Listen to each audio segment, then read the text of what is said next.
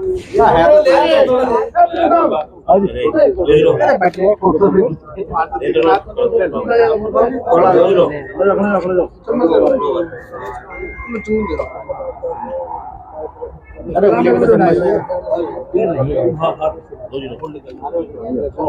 जाओ इधर को आ जाओ।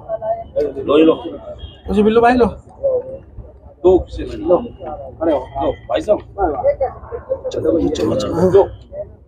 एक ना बता बजट है चम्मच चम्मच में चम्मच तेरा बिल्लू पकड़ो भाई पकड़ो किसे नहीं मिला तू ले आपका दे दो भाई।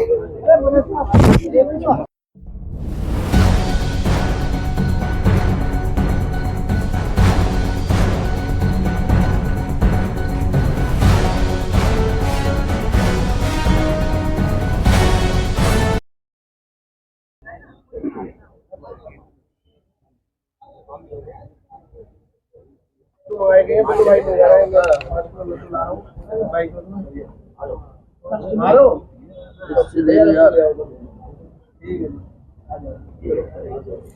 भाई कैंडी कर अरे बिल्कुल जाओ कैंडी खाओ यार खाते रहोगे काम तो करो यार अभी जलेगी और क्या देखो मेन काम चलो कैंडी जाओ कैंडी जला दो एक कभी तो घनी सारी लग रही है। अरे मैं जला दूंगा सबके नाम राजू भाई बेवाली मत करो एक हाथ में रखिए आ जाओ जी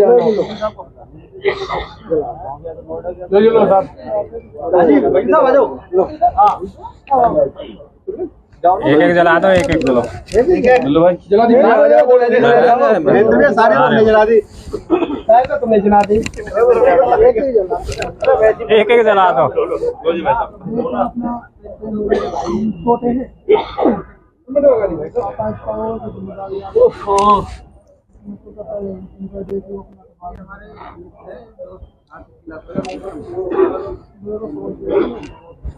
ये वाला माला तो चढ़वा दो भाई चलो माला चढ़वा दो देंगे यार हमें तो आ जाओ तुम दोनों सीने रात में आ जाओ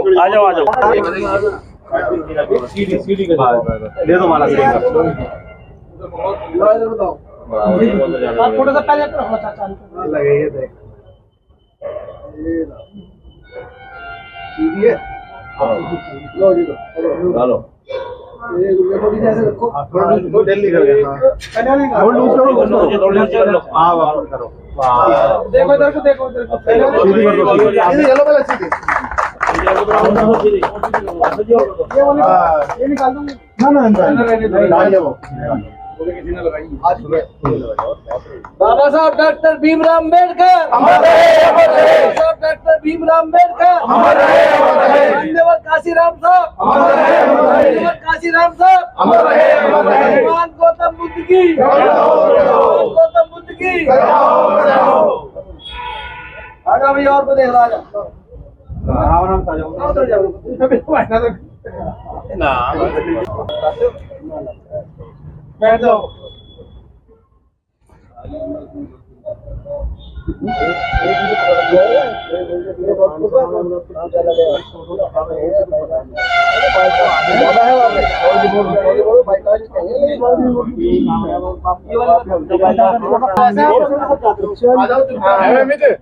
दोनों में रखने सांड है तो चक्कर मार लगे कौन सा बोल रहा है फालतू क्षमा क्षमा साहब क्षमा कीप साइलेंट साहब सबको देखें आज मान्यवर काशीराम साहब इस सपोर्ट वाले हैं और मान्यवर काशीराम साहब सिर्फ एक साधारण नेता नहीं है भारत की राजनीति में उनका एक अपना विशेष स्थान है सामाजिक कार्यों में उनका विशेष स्थान है बहुजन समाज पार्टी को खड़ा करना और मात्र तो 2-4 लोगों से शुरू होकर और उसे राष्ट्रीय स्तर की पार्टी बनाना 4 बार उत्तर प्रदेश जैसे सबसे बड़े सूबे में शायद कई देशों की इतनी आबादी नहीं होगी जितना उत्तर प्रदेश की है वहाँ सरकार बना के लाना और बहुजन समाज को दलित समाज की वो भी एक महिला को 4 बार मुख्यमंत्री बनवाना ये करिश्मा करने वाले लोगों में जागृति फैलाने वाले आज मैं देखता हूँ सब नेता हैं। मान्यवर साहब ने आज से 40 साल पहले कहीं ये कहा था कि मैं घर घर से नेता पैदा करूँ। ये आज उन्हीं की देन है। बाबा साहब डॉक्टर भीमराव अम्बेडकर जी को अगर दर्जा मार्क्स के साथ दिया जाता है तो मार्क्स तो सिर्फ अपने विचार कह के गए, उसको धरातल पे लाने वाले लेनिन के रूप में भारतवर्ष में माननीय साहब काशीराम जी को जाना जाता है। और उसी के संदर्भ में आज एक ये साधारण सभा बुलाई गई है और इसमें हम और आप सभी लोग जो अपने विचार रखना चाहते हैं उन सबको मैं एक करके आमंत्रित करूँगा। हमारे बीच में वर्तमान में माननीय साहब के मिशन मूवमेंट को आगे बढ़ाने के लिए बहुत ही सुचारू रूप से पूरे गाजियाबाद में और पूरे प्रदेश में आए दिन कार्यरत हैं और पिछले 10 साल से काशीराम साहब के नाम से काशीराम सेना का संगठन बना के कार्य कर रहे बड़े भाई वीरू जी से मैं निवेदन करूँगा कि आए और आज के इस मौके पर हम सब लोगों को अपने विचारों से विकसित करें। भाई वीरू जी। सभी को मेरा जय भीम नमो बुद्ध। मैं काशीराम साहब के नाम से जो संगठन चला रहा हूँ, मुझे नहीं लगता कि मैं कुछ ज़्यादा कर पाया हूँ, लेकिन आज के दौर में जो हम घटनाएं देख रहे हैं अपने समाज पर, उस पर चिंता का एक हमें सोचना चाहिए। हमारे लिए चिंता का सबक भी है, क्योंकि हम आज जयंती मना लेते हैं, इकट्ठे हो लेते हैं, लेकिन मात्र कुछ थोड़ी देर के लिए। आज हम हर जगह किसी भी प्रदेश में चले जाओ, किसी भी ज़िले में चले जाओ, हम शहर में रह रहे हैं, आज हम यहाँ सुरक्षित महसूस कर रहे हैं। लेकिन जो आज आए दिन गाँव में जो घटनाएं हो रही हैं, यूनिवर्सिटियों में जो घटनाएं हो रही हैं, हमें उन्हें सुधारने की बहुत आवश्यक है। आज हम सभी पार्टियों में फैल चुके हैं, लेकिन अपनी बात को नहीं रख पा रहे। काशीराम साहब एक मिशन मूवमेंट के वो व्यक्ति थे जिन्होंने सत्ताओं को बदला, लेकिन हम सत्ताओं को अपनी ख़त्म कर रहे हैं, मात्र अपने स्वार्थ के चक्कर में। कहीं किसी का स्वार्थ है, कहीं किसी का स्वार्थ है। लेकिन आज जो भारतीय जनता पार्टी पूरे भारत में राज कर रही है, वो एक काशीराम साहब की मूवमेंट पे ही चली है। उन्होंने काशीराम साहब को पढ़ा है और काशीराम साहब के जो नेता बने, उन पर सभी को उन्होंने इकट्ठा करा अपनी मीडिया के माध्यम से।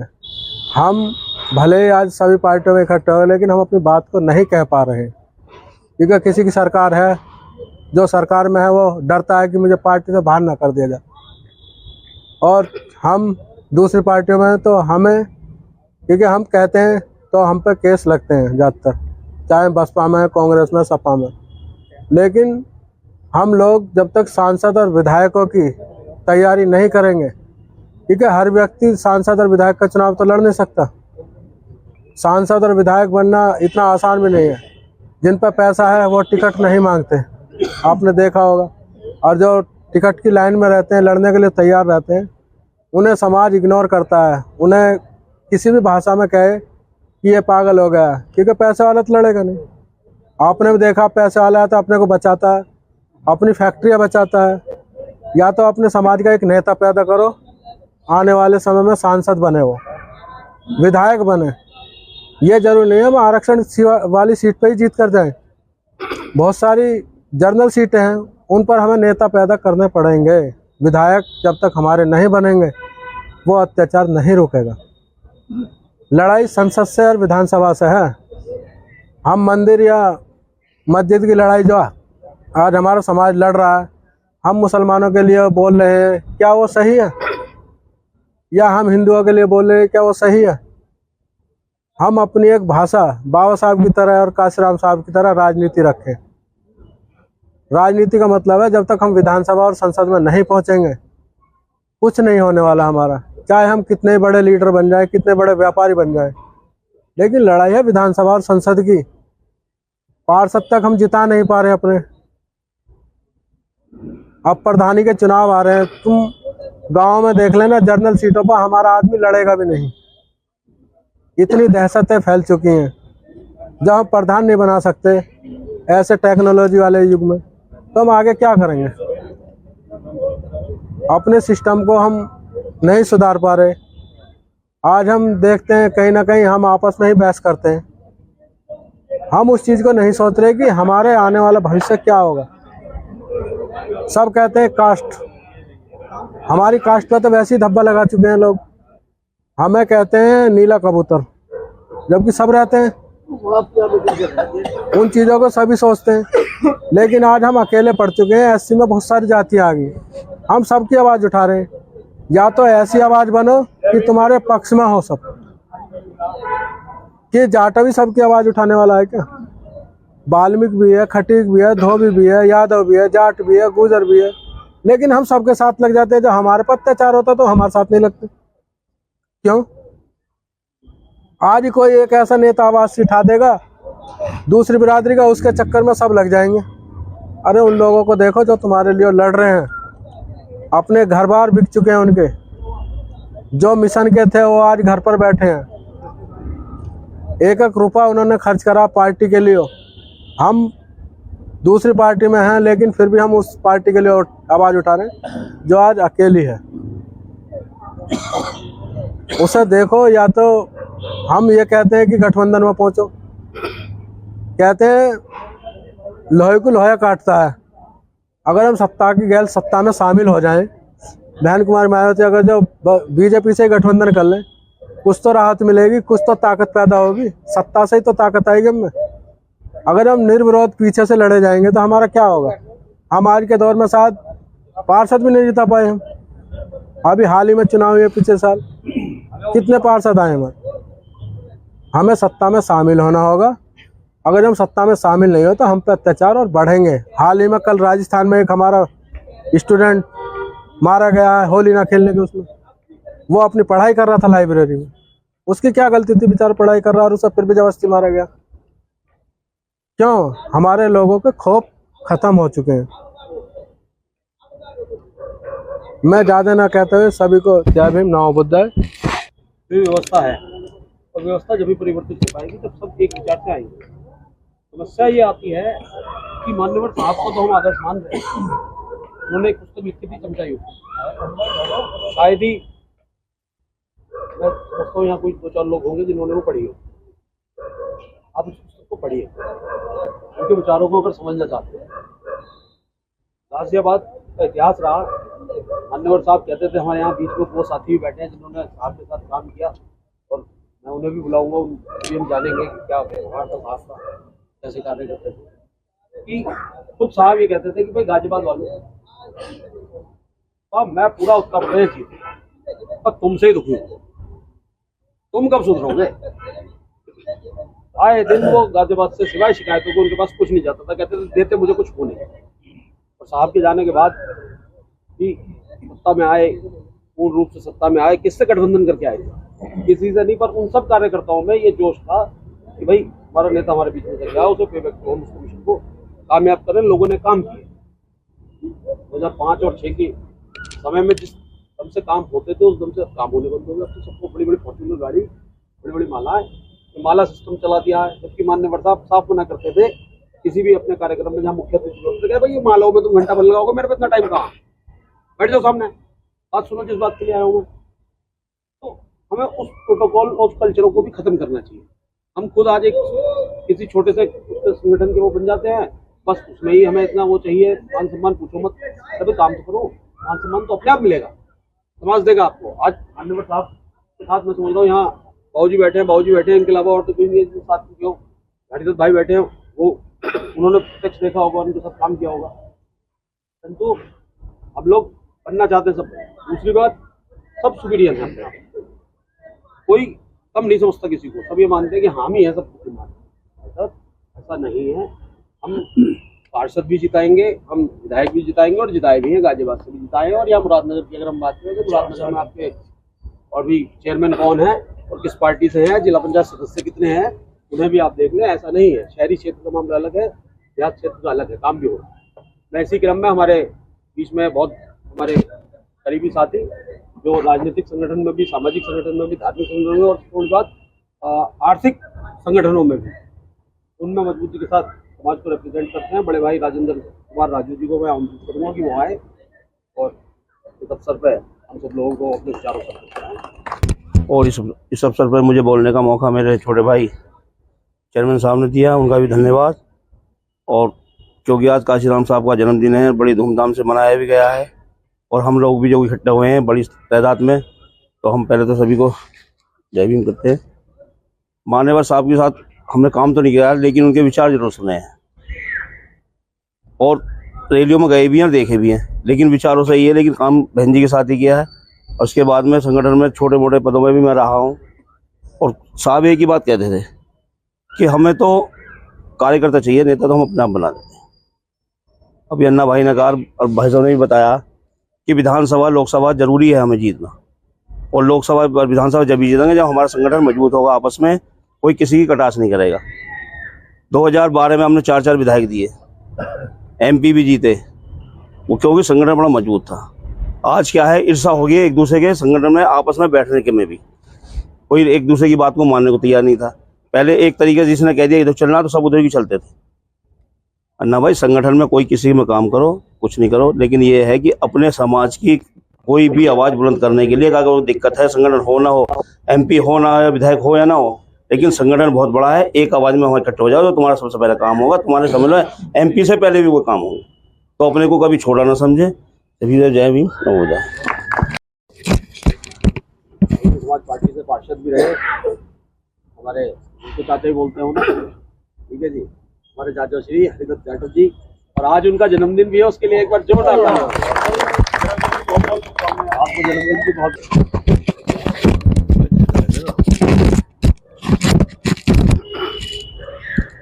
आज माननीय काशीराम साहब का 51वां जन्मदिन, इस अवसर पर सभी अम्बेडकरवादी अम्बेडकर समिति को मैं धन्यवाद देता हूं कि उन्होंने ये प्रोग्राम करा। और रही साहब की, मैं भी एक बार साहब के साथ अनजाने में साहब के साथ बैठा था दिल्ली में। मैं क्रिकेट का खिलाड़ी था उस टाइम, और साहब दिल्ली जा रहे थे। हमारा क्षेत्र पड़ता है सब्जी मंडी आर्यपुरा, और साहब पे एक गाड़ी होती थी एम्पाला। साहब ने मुझे रोका, अरे लड़की सुनना। मैंने कहा जी साहब। मैंने साहब आप तो जिन्हें लाखों आदमी देखने आ रहे वहाँ, जहाँ जाटो समाज का गढ़ होने के बाद भी एक आदमी उनके पास खड़ा नहीं हो रहा था। कह लगे यार मुझे मक्खन सिंह के यहाँ जाना है। मैं कहला चलो साहब। मैंने वहाँ छोड़ा, साहब ने मुझे बैठाया। साहब ने मुझसे कहा अरे बैठे रहो थोड़ी देर। मैंने साहब मुझे तो खेलने जा रहे, खेल लेना बाद में।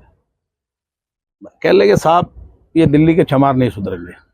मैंने साहब कह रहे सुबह को कचौरी हलवा खाते हैं, दोपहर को सीरी, शाम को पतना पाए खाते हैं, हफ्ते में 7 दिन तो गोश्त खाते हैं।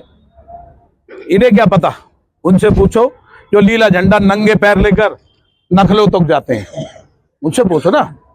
BSP ऐसी नहीं बनी है, और आज BSP का ड्राफ गिरा है वो हमारे लोगों ने गिराया, जो नई नई छोटी छोटी पार्टी बनाकर मंच खड़ा कर दिया। 4 आदमी उनके साथ नहीं है, पार्टी लेके खड़े हो गए हैं, हाँ जी चलिए चलिए चलिए। अरे तुम्हारे पास भी कुछ है।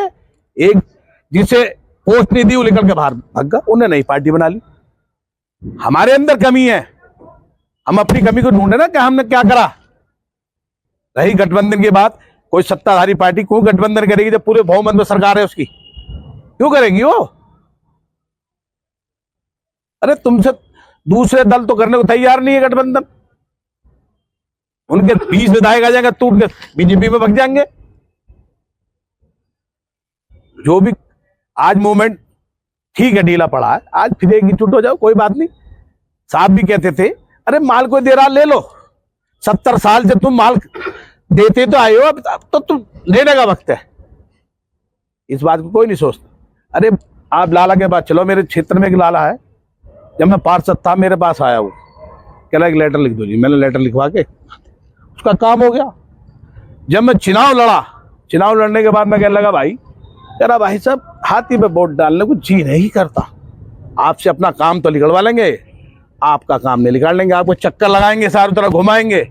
हम दूसरे दल में देखा, में खूब देखा, ये तुम्हारा अपना घर है, अपने घर में झाड़ू भी लगाना हमारा है क्या? कोई बात नहीं, हम अपने घर में झाड़ू तो लगा रहे हैं, दूसरे की झाड़ू कब तक लगाओगे? तो मैं वहाँ, अरे इतना टाइम जवानी यहाँ दे दी इस पार्टी के अंदर, दूसरी पार्टी में जाने से फायदा क्या? आप यहाँ हो, यहीं काम करो। अरे हम लड़ेंगे भी भिड़ेंगे भी, है तो हम भाई, दूसरा तो हमें तोड़ के एक भाई फेंक देगा, समझे नहीं? तो इसी बात, जय भीम जय भारत। साथियों, हमारे बीच में बहुत ही सामाजिक कार्यकर्ता और हमेशा लगे रहने वाले, कभी पीछे नहीं हटते, कैसे भी संसाधनों से वो पहुँचे वो वहाँ पहुँचते हैं और इस तरह से शामिल रहते हैं, शामिल रहते हैं। मैं ऐसे अपने भाई संजय गौतम जी को बुलाना चाहूँगा कि वो आ जाएँ साथियों, और समय को आपके ना खाते हुए। ठीक है जी, आप लोग देख रहे होंगे समय खड़ा है।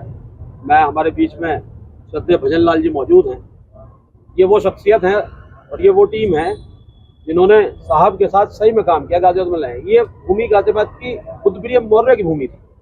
गाजियाबाद को जगाने में बुद्धप्रिय मौर्य जी का जो योगदान था, और जब साहब यहाँ एंट्री हुई 14 अप्रैल 1984 को पार्टी बनती है और 90 तक आते आते वो इस स्थिति में होते हैं कि वीपी सिंह की सरकार केंद्र में जब बनती है तो बसपा के समर्थन से बनती है और इस शर्त पर समर्थन दिया जाता है कि आप दो काम करेंगे, पहले तो बाबा साहब को भारत रत्न देंगे, दूसरा मंडल आयोग लागू करेंगे। ये हिम्मत उनमें थी। जबकि वही राजीव गांधी उस समय कहता कौन बहुजन समाज पार्टी था 3 में न 13 में, उन्होंने साबित किया कि हम 3 में भी हैं और 13 में भी हैं। ऐसे शख्सियत और उसका वो जलवा कि 10 साल 11 साल के अंदर उत्तर प्रदेश में वो सरकार बनाते हैं। संगठन वालों को मैं जवाब देना चाहूंगा, उनके मैं 15 साल संगठन देख रहा हूँ बसपा के विरुद्ध में, कितना बना पाए, 15 आदमी नहीं जोड़ पाए। तो चाहूंगा श्रद्धेय भजन लाल जी आए और प्रकाश डालें और हमें कुछ उन स्मृतियों से अवगत कराएं जो उनके साथ शहर उन्होंने अनुभव किए हैं। एक बार तालियां बजा के श्रद्धेय भजन लाल जी। समिति में मैंने प्राय ये देखा है, अरे ध्यान लो इधर, हाँ जी इधर ध्यान दे लो जरा, मेरी बात को सुन लो। बहुत अच्छी बातें करता हूँ मीठी मीठी।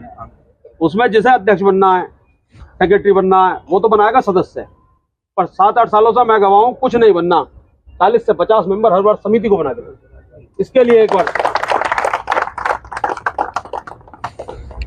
महाकारुणिक आदमी मिल जाए काम खत्म। महाकारुणिक तथागत गौतम बुद्ध को नमन करते हुए, भारतीय संविधान के निर्माता बाबा साहब डॉक्टर अम्बेडकर जी को नमन करते हुए, बहुजन नायक मान्यवर काशीराम जी को आज नमन। आज उनका जन्मदिन 15 मार्च 1934 को बहुत ही साधारण परिवार में, पंजाब के रोपड़ जिले में साधारण परिवार में जन्म लिया। उच्च शिक्षा प्राप्त की। उसके बाद में बामसेफ DS4 और 14 अप्रैल 1984 को बहुजन समाज पार्टी का निर्माण किया। उससे पहले पूरे हिंदुस्तान में, पूरे भारत में साइकिल लेकर अपने साथियों के साथ लगभग 4200 किलोमीटर की यात्रा की, जिसमें वो हमारा मोहल्ला दौलतपुरा है। कई बार वो वहाँ पे रुकते थे, उनके साथ में जो साइकिल सवार थे रुकते थे, उनका जो है अपना आदर सत्कार जो भी होता था हम करते थे। और काशीराम जी ने जो बहुजन समाज है 85% और 15% की जो है एक ऐसा फार्मूला तैयार किया कि 85% जब इकट्ठा हो गया तो उत्तर प्रदेश जो सबसे बड़ा सूबा है भारतवर्ष का, उसमें 4 बार सरकार बनी। और वो कहते थे कि जिसकी जितनी संख्या भारी उसकी उतनी हिस्सेदारी। तो इन बातों से जो बहुजन समाज था उसमें समाज के प्रति और जो सत्ता है उसके प्रति उसके अंदर ललक जागी और वो 4 बार इसलिए मुख्यमंत्री हमारे समाज की बन गई। तो समाज को एक रहना चाहिए और साहब ने बहुत ही सीमित साधनों में, बहुत ही तंग हाली में समाज को आगे बढ़ाया, हमें यहाँ तक पहुँचाया। इसी के साथ आप सभी को नमो बुद्धाय जय।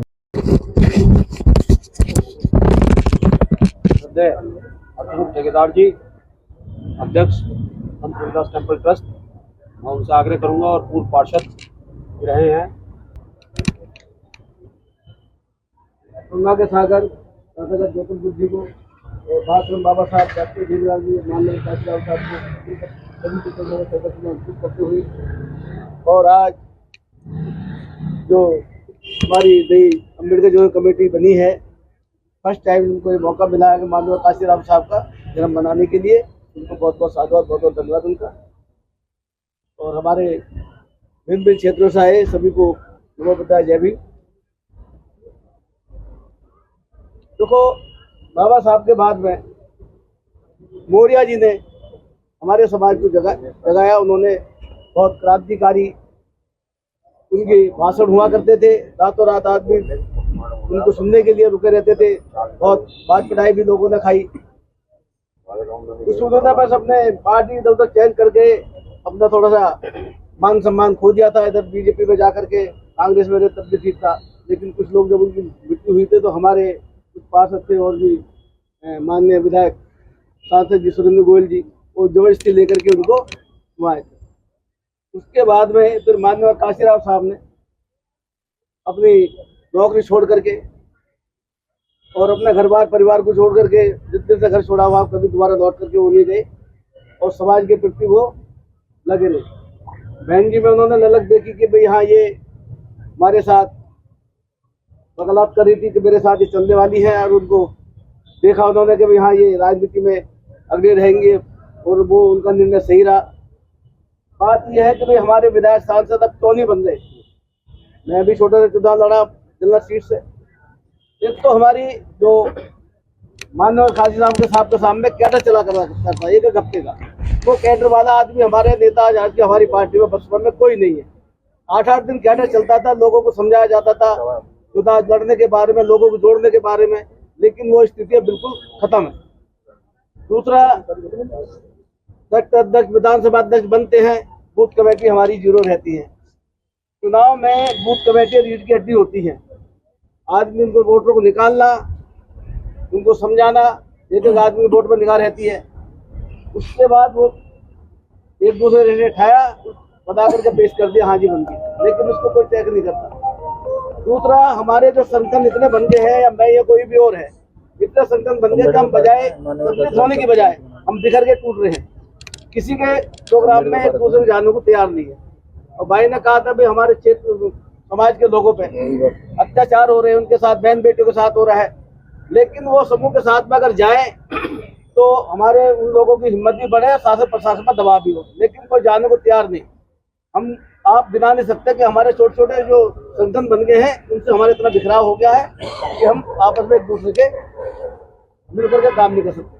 अच्छा, संगठन बन गए, वो क्या करते हैं, 10-20 लोग आते हैं, अपने कहीं भी विचार गोष्ठी करी, अपने आपस में इनने भाषण दे दिया, मैंने दे दिया, उनने सुन लिया, भाई इतने तक रहता। लेकिन भाई मोहल्ले के बीच में जाओ, वहां जा करके वहाँ मीटिंग करो, भाई 2-4-10 बात तो समझेंगे उसी बात को, जो आपने मिशन है कि सबका बाबा साहब को लेकर के। जितने हमारे 85% नाम के लिए हैं, लेकिन जितने भी हमारे ओबीसी के सदस्य, वो सबसे ज्यादा ब्राह्मण बने हुए इस टाइम। ओबीसी जो लोग हैं वो सबसे ज्यादा धर्म प्रचार में, धर्म को मानने वाले हो रहे हैं, लेकिन गिनती हमारे इनमें आ रही है 85% में। हम लोग जैसे बताया था भाई ने, हम लोग तो फिर भी मिलकर से चलते चलाते हैं, लेकिन वो पीछे हट जाते हैं, अपने आप को शून्य मानते हैं। क्या हम कितने बढ़िया रह रहे हैं, कहीं भी सबसे शिक्षा के क्षेत्र में सबसे अग्रणी है आज के टाइम में। तो मेरे तो यही कहना है कि भाई जितने भी हमारी जो छोटे छोटे संगठन बने हैं ना, हमको एक प्लेटफॉर्म पे आना चाहिए। किसी भी कोई भी हमारे समाज पर आपत्ति आती है, कुछ आती है, तो हमको मिलकर के उसका मुकाबला करना चाहिए, उसका समर्थन करना चाहिए, उसका हौसला बढ़ाना चाहिए। और जो गोष्ठियाँ जो मोहल्ले में जा करके, हमारे इतने मोहल्ले हैं, वहाँ जा करके सब में हमारे सब में धर्मशाला भी है, अम्बेडकर भवन भी है, बैठ करके वहाँ बुलावे उनको, 2-4 लौंडे वहाँ के व्यक्ति मोहल्ले के पकड़े, वहाँ बैठ करके बीच में मीटिंग करें। अब जैसे हमारे अभी मदन लाल जी वो करेंगे, उसकी बाम से की हमारी मीटिंग है, उनका क्या मैंने देखा है कि 10-12 लोग इधर से आएंगे, अपने आप मीटिंग करेंगे, चले जाएंगे, उसका कोई फायदा नहीं है। भाई आप ही पदाधिकारी, उसमें आप ही सुनने वाले और आप ही कहने वाले। भाई जो तुम राम सेव का तुमने बना रखा संगठन, तो उसको मोहल्ला में करो जा करके, लेकिन ऐसा कोई नहीं करता।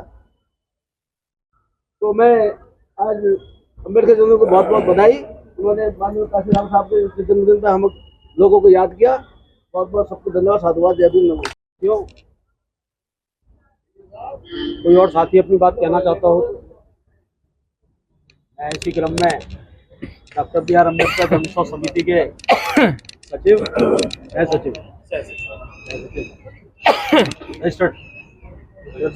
विजय सिंह जी को बुलाना चाहूंगा, विजय कुमार, वो आए और आज के शुक्रिया।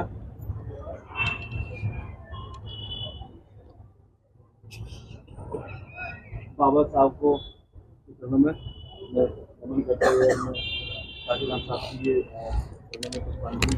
करते हुए आप सभी साथियों का, वरिष्ठ साथियों को सम्मान और सभी को जय भीम। काशीराम साहब की बात हो रही है और राजनीति की बात ना हो तो फिर बात हो ही नहीं सकती।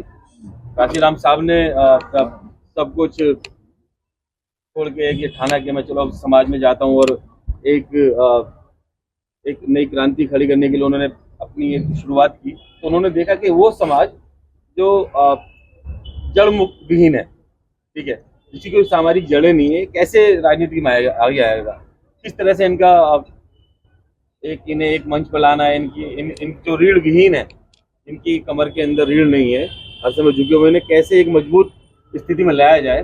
तो काशीराम साहब ने बड़ा ही कई बार कई अलग अलग संगठन बनाए, जिसमें आप सब जानते हैं DS फोर्स भी था और तक का बड़ा संघर्ष भी था। तब जाकर 1984 में भी बाबूजी ने बताया कि बहुजन समाज पार्टी की उन्होंने स्थापना की, संगठन की। आप देखेंगे बहुजन समाज पार्टी और भारतीय जनता पार्टी दोनों एक समकालीन पार्टियां। 1984 में ही उधर भारतीय जनता पार्टी का एक गठन होता है, इधर हमारा बहुजन समाज पार्टी का होता है। लेकिन भारतीय जनता पार्टी की जो नींव थी वो उससे भी 70 साल पहले या RSS ने बहुत पहले ही रख दी गई थी। उसको धीरे धीरे एक सींचा जा रहा था और 1984 में आके उसे एक वृक्ष का रूप दिया। लेकिन आप एक चीज देखेंगे, जिस पार्टी को खड़ा करने के लिए पिछले 60-70 साल से मेहनतें की जा रही थी, मान्यवर साहब आए और उन्होंने उसके समक्ष में नई पार्टी इतनी मजबूती से खड़ी की, जिसके लिए उन्होंने दिन रात एक किए, उन्होंने अपना परिवार छोड़ा, हम सब जानते हैं। और पूरे इस सबसे बड़े प्रदेश को 4 बार की मुख्यमंत्री रहने वाली आदरणीय बहन कुमार मायावती जी जैसी आयरन लेडी को उन्होंने सब समाज के सामने और देश के सामने ला करके खड़ा किया। पूरे वर्ल्ड में बहन जी के शासन काल में जो भी काम हुए हैं उन्हें पूरे सिर्फ देश में नकारा जाता है बेशक से, क्योंकि यहाँ के मानने वाले भी नकारा है और कहीं ना कहीं वैसे अदरवाइज आप देखेंगे तो बहन जी के शासन में जो भर्तियां हुई उन्हें देश से नहीं विदेश में भी उन्हें सराहा गया है। ये हकीकत है। लेकिन बस थोड़ा सा हाँ ये है कि हम जानते नहीं है या फिर हम आगे अपनी बातों को रखते नहीं है। मान्यवर साहब ने एक किताब लिखी, चमचा युग, उसके बिना मान्यवर साहब की बातें अधूरी रह जाएंगी। वो समय जब आज बहुत लोग कह देते हैं कि बहुजन समाज पार्टी और बहन जी ने क्या किया क्या नहीं किया। आज जो इतनी मजबूती से हम यहाँ पर खड़े हैं या फिर थाने में मुंह उठा घुस जाते हैं, वो सारी जो मजबूती मिली है वो हमें बहुजन समाज पार्टी ने ही मजबूती दी है। इसे हम जितने भी लोग ये सोचते हैं कि यार कुछ नहीं हुआ, वो थोड़ा सा ध्यान में दें और जितने भी युवा हैं वो थोड़ा सा इतिहास में जाके देखें कि इतिहास में हमारी क्या स्थिति थी और हमारी सत्ता या फिर हमारे लोगों की सत्ता में आने के बाद हमारी मजबूती किस तरह से आई। ठीक है, जो जाटव झुक के रहा करते थे उनके नाम के सिक्के भी चले हैं। तो ये वजह क्या रही है? वजह रही है जब आप सत्ता में आते हैं तो आपकी हर बात सुनी जाती है, आपकी मजबूती देखी जाती है। 4 बार के शासन काल में बहन जी को सिर्फ एक ही बार पूरे 5 साल कार्य करने का मौका मिला। उससे पहले 6 महीने के लिए थोड़े थोड़े अंतराल के लिए वो मुख्यमंत्री रही।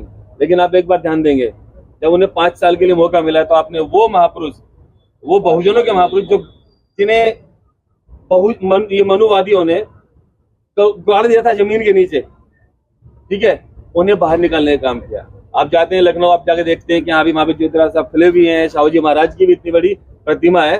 आप नोएडा जाते हैं, आप देखते हैं काशीराम साहब जी की इतनी बड़ी प्रतिमा है। तो ये सब ऐसे ही नहीं हुआ, ये कहीं ना कहीं वो आयरन लेडी अगर बहन जी को कहा जाता है तो उसकी वजह यही है कि उन्होंने थोड़े से समय में सिर्फ एक शासनकाल में इतना बड़ा कार्य कर दिखाया। आप उम्मीद कर रहे हैं, सोच के देखें एक बार, अगर आदरणीय बहन जी को 5 साल के कार्यकाल के साथ साथ अगर 15 साल का और कार्यकाल मिल जाता है या फिर उन्हें सिर्फ एक बार इस देश का प्रधानमंत्री बनने का मौका मिलता, तो आप जो बहुजन हम है, जो अपने जैसा मान्यवर साहब ने कहा था कि जिसकी जितनी संख्या भारी उसकी इतनी हिस्सेदारी, जिसके लिए आज भी तरस रहे हैं, नहीं है। ठीक है, तो अगर बहन जी को एक मौका वो मिल जाता तो वो पक्का इस बात को सुनिश्चित कर देती कि जिसकी जितनी संख्या भारी उसकी इतनी हिस्सेदारी, और वो पूरे देश के स्तर पर इसे करके दिखा सकती थी। अब समस्या क्या है? समस्या यहाँ पर ये, बाबूजी ने कहा कि कैडर, हकीकत है ये एक वो पार्टी जो कैडर के दम पे खड़ी हुई, आज उसके कैडर का काबिल नहीं पता। होता क्या है, वही गिने चुने 2-4 हमारे पूर्व कार्यकर्ता है, वो इकट्ठे होते हैं, वो मीटिंग करते हैं, उन्हीं मीटिंग की फोटो लेते हैं, उनको फ्लोट कर देते हैं, कहते हैं हमने कैडर किया। ये कैडर नहीं है, ये कैडर नहीं है। बीएसपी का खुद का काम से आज की डेट में अता पता भी नहीं है, जबकि ऊपर से आदेश जो आते हैं बहन जी के, मैं एक बार मीटिंग में रहा तो उन्होंने बड़े स्ट्रेटेजिक तरीके से आदेश दिए कि बूथ स्तर के कार्यकर्ता से लेके उसके सेक्टर अध्यक्ष से हर एक की एक प्रेजेंस, अटेंडेंस, सब कुछ होना चाहिए। आदेश उधर से आते हैं, लेकिन माने कहा जाते हैं, माने जाते हैं हमारी अपोजिट पार्टी में, बीजेपी में। आज देखिए पूर्ण रूप से सत्ता में होने के बावजूद उस पार्टी के कैडर चलते हैं। जो पार्टी पूरी तरह से सत्ता में है, देश के अधिकतर राज्यों में उनके मुख्यमंत्री बैठे हैं, वो अभी भी अपने कैडर कर रही है। और हमारी पार्टी, जैसे मान्यवर साहब ने अपनी खून पसीना इतनी मेहनत से खड़ा किया, आज उसके कैडर का काबिल नहीं पता किसी को।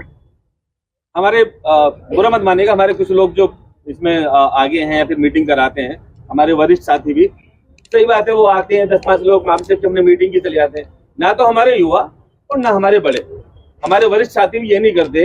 हमारे सीनियर जो हैं, भाई हम एक मीटिंग कर रहे हैं तो आओ बच्चों तुम हमारे साथ आओ, हम एक मीटिंग करते हैं, इस मीटिंग में हम तुम्हें बताएंगे कि हमारे जीवन काल में, हमारे जानकारी में क्या क्या हुआ था, तुम्हें पता तो चले। लेकिन कुछ होता नहीं है। होता क्या है, समझा युग, मान्यवर साहब ने भूखे पेट मरने वालों को एक हंडिया दी, उस हंडिया के अंदर भरपूर माल भी दिया।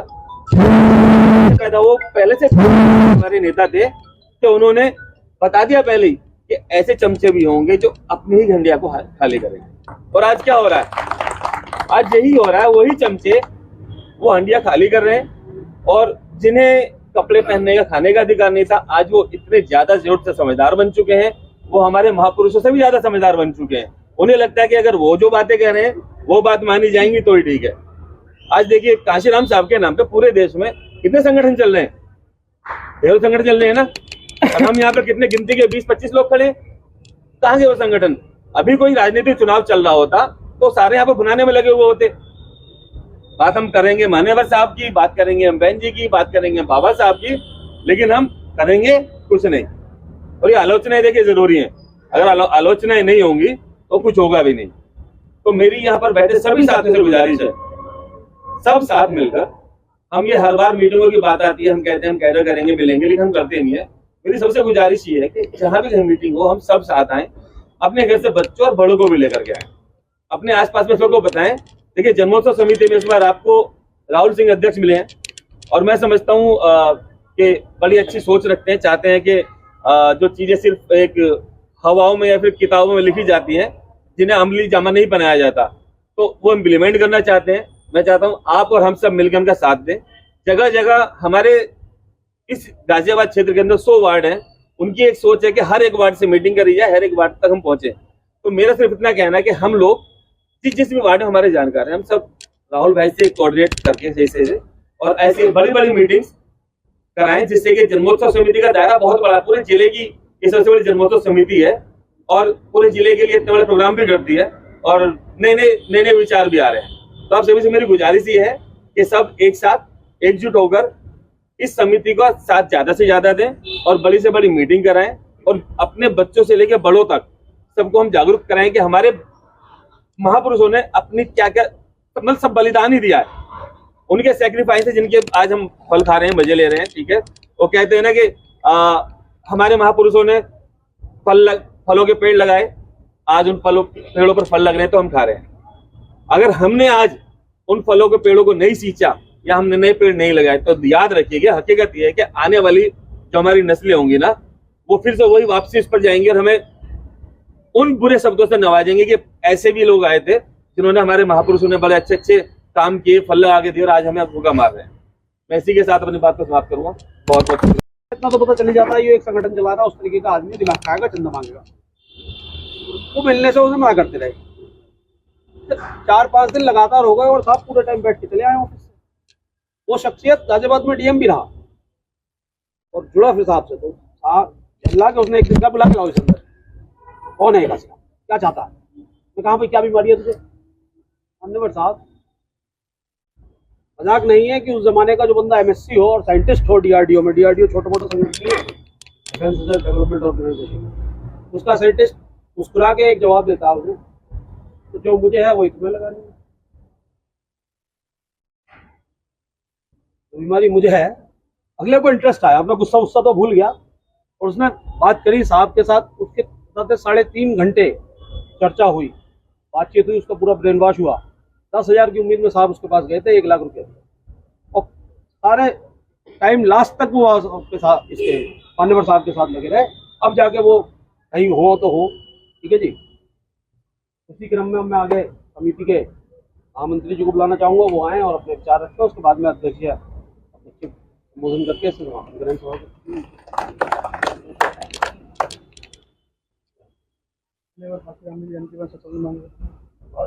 आप सभी को जय भीम होता है।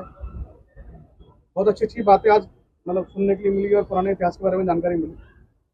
मैं बाकी सब आप किताब से पढ़ लेंगे, लेकिन मैं एक बताता हूँ, मैं कई पार्टी में काम करा हूँ और कई आंदोलन में शामिल भी हुआ हूँ। काशीराम जी ने जो बामसेट बनाया था, जो कैडर खड़ा किया था, मतलब जो भी हम सत्ता में आए या और भी जो पार्टी हैं, चाहे भाजपा हो या अन्य पार्टी कोई हो, उनके पीछे एक कैडर काम करता, मतलब उनके पीछे एक जो शिक्षा के लिए जो उनकी वर्क मतलब प्लानिंग है, ऐसी बामसेट है, ऐसी उनके यहाँ पे आदेश है। तो ये बात सच है कि हमने अपनी जो कैडर हैं वो खो दिए हैं। जब हम एजुकेट ही नहीं होंगे इस चीज़ से कि हमारे इतिहास क्या है, हम भी, मैं आज भी अपने मम्मी पापा को कहता हूँ कि भाई आपने हमें सब चीज़ दी, मतलब पढ़ाई के लिए सारी सुविधा दी, लेकिन आपने कभी हमें अपना इतिहास नहीं बता रहे। आप अगर इतिहास हमें बता देते तो शायद हम कहीं ना कहीं आज भी IAS से बैठे बने हुए थे, क्योंकि जितने संसाधन हम पे आपने दिए उतने में तो हम बहुत कुछ कर लेते। बस आपको थोड़ा मतलब हमें एजुकेट करना था बचपन में अंदर। और ये मैंने देखा कि हम लोग जो हैं, हम बोलते हैं अच्छा सब कुछ करते हैं, लेकिन हम क्या वेट करते हैं कि भाई हमारा बच्चा पहले पढ़ ले, फिर कॉलेज में चला जाए, फिर वो नौकरी ले ले, फिर शादी कर ले, शायद जब तक वो बड़ा हो जाता है उसके बाद वो सुनता नहीं है परिवार वालों को। मतलब मैं खुद देखता हूँ कि भाई बच्चे अब जो पुराने भी मिशनरी लोग हैं, उनके बच्चे भी उनकी नहीं मानते हैं, नहीं सुनते। ऐसे ही जितने आंदोलन होते हैं मैं देखता हूँ कि वामसेफ के जो पहला बैच मैं कहता हूँ उसे, मतलब पहले बैच के, वो आज 70+ 80+ भी लोग हैं जो वहाँ पे सबसे ज़्यादा संख्या में मौजूद रहते हैं, क्योंकि उन्हें मानव काशीराम ने तैयार किया था। वो आज भी मतलब वो उनमें मैं देखता हूँ वो खड़े भी नहीं हो पाते हैं, वो तब भी वहाँ रहते हैं, क्योंकि उनकी तैयारी, जो एजुकेशन, जो उनके कैडर वाइज जो उनको तैयार किया गया, वो आज भी उनके साथ में। तो हमें भी बदलाव के लिए कम से कम अपने घर से तैयार होना चाहिए। हम अपने आने वाले बच्चों को तैयार करें, अपने इतिहास के बारे में उन्हें बताएं कि भाई आपको जरूरी नहीं कि इतिहास में इतना कुछ है। मेरे ख्याल से जो पढ़ लेगा ना, और आप अपने बच्चों को समझा दोगे तो वो रॉकेट की तरह स्पीड पकड़ेगा। ऐसी मानव काशीराम ने बात की थी कि भाई आप लोगों ने पुस्तकालय बनाए हुए हैं अपने घरों में, मतलब कितनी किताबें पढ़ रखी है उन्होंने, और उन्होंने एक किताब पढ़ी और उन्होंने बदलाव आ गया। तो खाली पढ़ना ही नहीं, पढ़ने के बाद में उसको अप्लाई करना, उसको जानना उसमें क्या चीज़ है। बहुत सारी यहाँ पे अच्छी बातें पता चली। तो मेरा तो फोकस यही रहेगा, मतलब मैं जितने भी जगह काम कर रहा हूँ, मेरा फोकस यही है कि मैं सबसे पहले अपने घर से शुरुआत करूँ। हमने अपने घर पे अपने परिवार में बहुत चीज़ शुरुआत करी, वो तो बहुत लंबी लिस्ट है, लेकिन आप अपने घर में अपने बच्चे शुरुआत करें, वही बदलाव लाएंगे। वरना आप कितने बड़ा मंच तैयार कर लें, कितनी भीड़ ले आए, कोई नहीं तैयार होगा। आप RSS की बात करते हैं, उनके वो बच्चे घर से तैयार करते हैं उन्हें, कोई भी उनका प्रोग्राम होता है तो अपने बच्चों को घर से तैयार करा के सुबह पार्क में खड़ा कर देते हैं। ऐसे समय को यूज़ करते हैं वो कि जिसमें आपका काम धंधा भी ना डिस्टर्ब हो। ऐसे मानने में काशीराम जी ने क्या है कि भाई आप जैसे माला के प्रोग्राम में टाइम वेस्ट कर रहे हो, ठीक है, तो आप उसको कम यूटिलाइज करो। तो हमें कैडर पे काम करना पड़ेगा, कैडर बहुत जरूरी होनी चाहिए। और मेरे ख्याल से बहुत कम लोग बचे हैं जो माने काशीराम साहब के लोग हैं, जो असली उस कैडर को जानते हैं, जो हमें एजुकेट कर सकते हैं उसके लिए। तो मेरा ये निवेदन है कि आप में से जो भी इंटरेस्टेड हो, मतलब कि जैसे भाव जी यहाँ बैठे हैं, लाल जी, पन्ना जी हैं, बलवाड़ा सिद्धार्थ जी हैं, इन तीनों चारों को तो मैं जानता हूँ, खुद में रहता हूँ कि काशीराम ने कितना मजबूत काम किया हुआ। तो हम कैडराइज हेल्प करें, कैडर पर काम करें, ये सबसे बड़ी बड़ी उपलब्धि होगी। सभी को जय भीम। साधुवाद महामंत्री महोदय का। साथियों, इसी क्रम में मैं आगे समिति के अध्यक्षों को बुला के चाहूँगा कि वो साथ ही जय भीम सभी को। हमारे बड़े साथियों ने बहुत अच्छी बातें कही आज, जो बातें मैंने सुनी भी नहीं थी। संदेश भाई ने कहा, माननीय काशीराम साहब,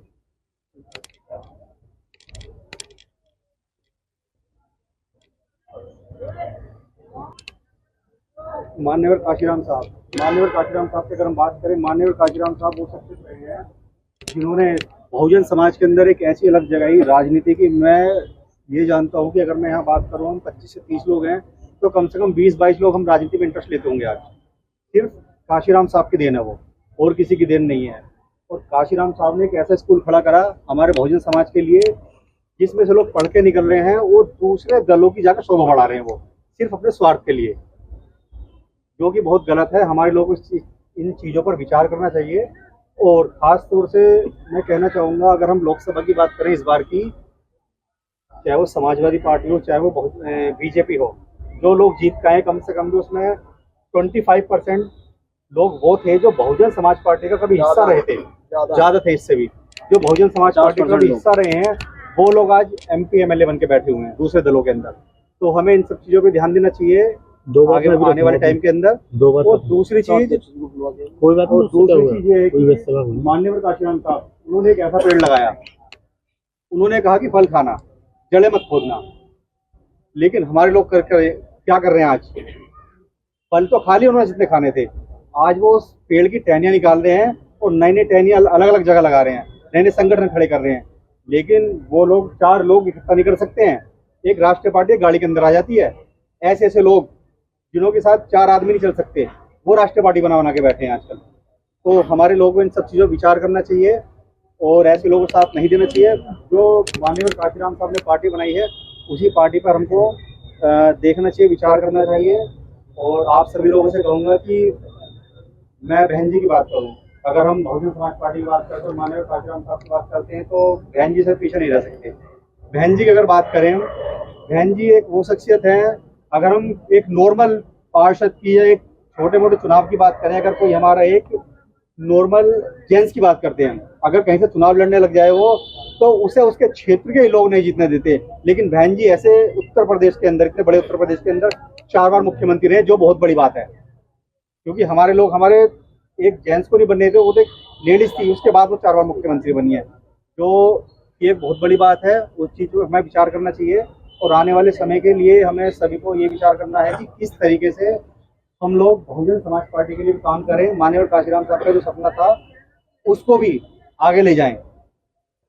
जय भीम। प्रोग्राम का समापन है और केक मंगाया हमने, माननीय काशीराम साहब का जन्मदिन है, जैसा आप सभी को पता है, उन्हों के लिए भी, और हमारे पूर्व पार्षद जी हरिदत्त जाटव जी का भी जन्मदिन है, तो उनके लिए भी केक मंगाया है। तो आप सभी लोगों से कहूँगा कि ये सब आप लोग कराएं। आइए पार्षद जी, आप डॉक्टर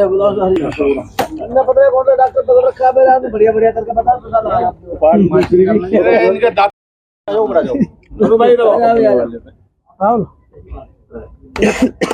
चलो जी।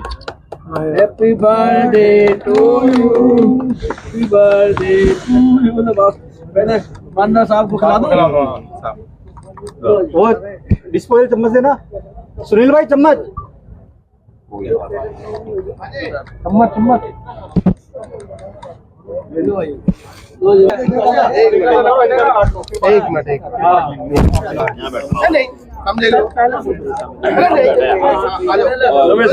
लो चलो चलो काटो।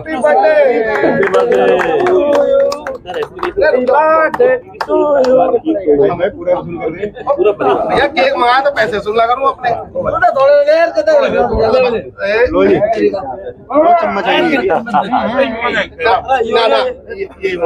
लो अरे क्या कर रहे हो, पार्षद जी की फिल्म बना रहे हो? मुझ पर आदि तुम्हारे तो कलर कपड़े से मैच करा रहे हो? तो ठीक है, कुछ और मत डालो।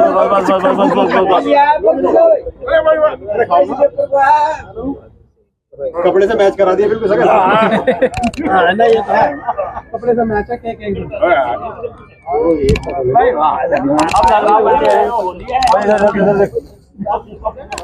चलो फोटो तो खींचते यार भाई के साथ आ जाओ आ जाओ